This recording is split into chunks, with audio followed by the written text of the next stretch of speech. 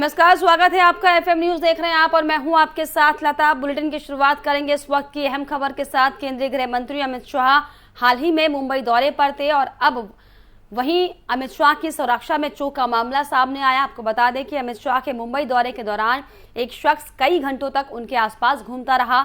Mumbai police ने मंगलवार को महाराष्ट्र के धुले से इस शख्स को गिरफ्तार भी किया। वहीं आरोपी ने खुद को आंध्र प्रदेश के एक सांसद का पीए बताया। पुलिस ने जानकारी दी कि 32 वर्षीय हेमंत पवार को सोमवार को डिप्टी सीएम देवेंद्र फडणवीस के आधिकारिक आवास पर अमित शाह और अन्य राजनेताओं के आसपास घूमते देखा गया था। वहीं सूत्रों ने कहा कि मंत्रालय के एक अधिकारी ने पवार को राजनेताओं के आसपास मंडराते हुए देखा था। जब उससे उसकी पहचान के बारे में पूछा गया तो उसने दावा किया कि वो आंध्र प्रदेश के एक सांसद का पीए है और एक पुलिस वाले ने कहा कि पवार ने MHA का रिबन पहना हुआ था और इसीलिए उस पर किसी को कोई शक नहीं हुआ। हालांकि आश्वस्त नहीं होने पर मंत्रालय के अधिकारियों ने पुलिस से संपर्क किया, जिन्होंने घटना के 3 घंटे के भीतर पवार का पता लगा लिया और उसे गिरफ्तार कर लिया।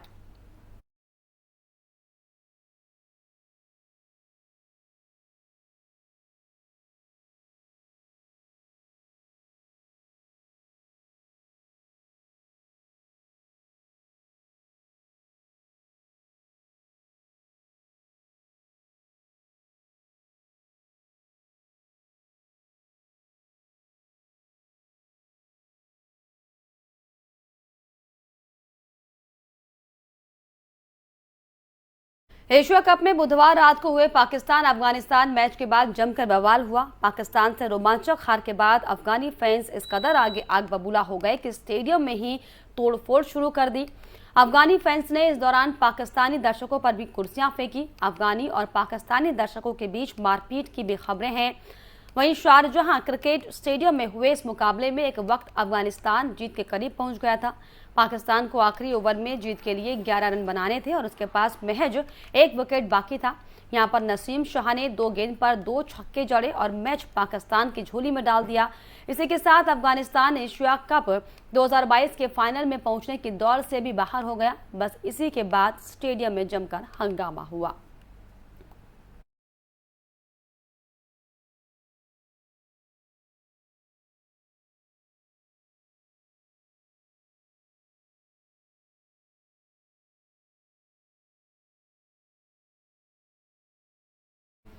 उत्तर प्रदेश के बाराबंकी जनपद पहुंचे डिप्टी सीएम केशव प्रसाद मौर्य जिले के भ्रमण पर आए थे। उन्होंने पार्टी कार्यालय पर सबसे पहले अपने गोपनीय जनप्रतिनिधियों और पार्टी पदाधिकारियों के साथ बैठक की। उसके बाद वो दिवंगत बीजेपी के वरिष्ठ नेता और पूर्व विधायक बछरावा राम नरेश को श्रद्धांजलि देने पहुंचे। इसके बाद उन्होंने जिले के आला अधिकारियों और जनप्रतिनिधियों के साथ कलेक्ट्रेट के लोक सभागार में बैठक कर विकास की योजनाओं की समीक्षा बैठक की है।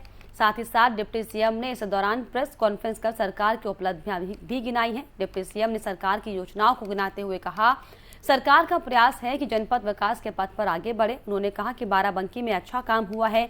सरकार का कार्यकाल विवादों और दंगों से मुक्त रहा है। किसानों को लाभ पहुंचाने के लिए सरकार काम कर रही है। अखिलेश यादव सत्ता के बिना तड़प रहे हैं। समाजवादी पार्टी अब समाप्तवादी हो गई है। डिप्टी सीएम ने कहा कि उच्च अधिकारी जनप्रतिनिधियों और जनता का सम्मान अधिकारियों को करना होगा। भ्रष्टाचार को लेकर उन्होंने कहा कि बड़े बड़े भ्रष्टाचारी थर थर कांप रहे हैं।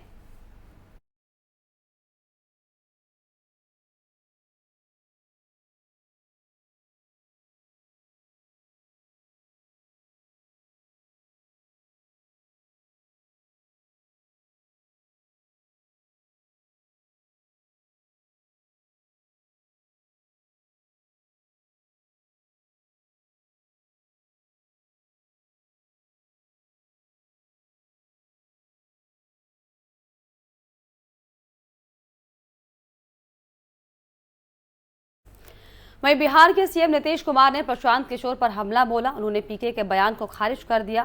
क्या कुछ कहा, आपको सुनाते हैं। वो आदमी तो मेरे साथ आया ना, लेकिन बाद में हम सुझाव दिए कि ये सब काम वो सब छोड़िए, नहीं माने। आज दूसरा देश भर में कितना पार्टी का काम करते रहे, तो उसका वो धंधा है। अब बिहार में वो अपना जो करना चाहिए करे ना भाई, उससे क्या मतलब, उसके स्टेटमेंट का कोई अर्थ नहीं। एक बात जान लीजिए, आप उसके बोल रहे हैं उनके बारे में, तो उनको पता है, कुछ एबीसी मालूम है 2005 से क्या काम हुआ है। तो हाँ, ये लोग को मालूम है अपना पब्लिसिटी लेने का, स्टेटमेंट देने का और कहने का, ये सब का एक्सपर्ट है, वही सब अंड बोलते रहता है।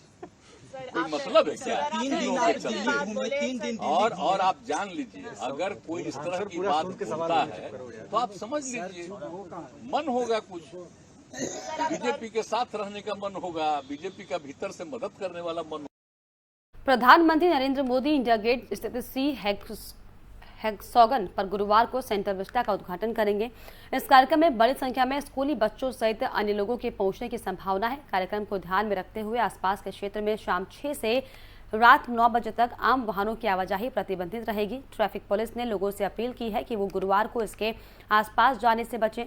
ट्रैफिक पुलिस के अनुसार इस कार्यक्रम के बाद यहां पर बड़ी संख्या में लोग सेंट्रल विस्टा घूमने के लिए आ सकते हैं। ट्रैफिक पुलिस ने लोगों से अपील की है कि वो अपने वाहन की जगह सार्वजनिक परिवहन का इस्तेमाल करें। इसके अलावा ट्रैफिक पुलिस की ओर से बताए गए रास्तों का इस्तेमाल किया जाए ताकि जाम का सामना न करना पड़े।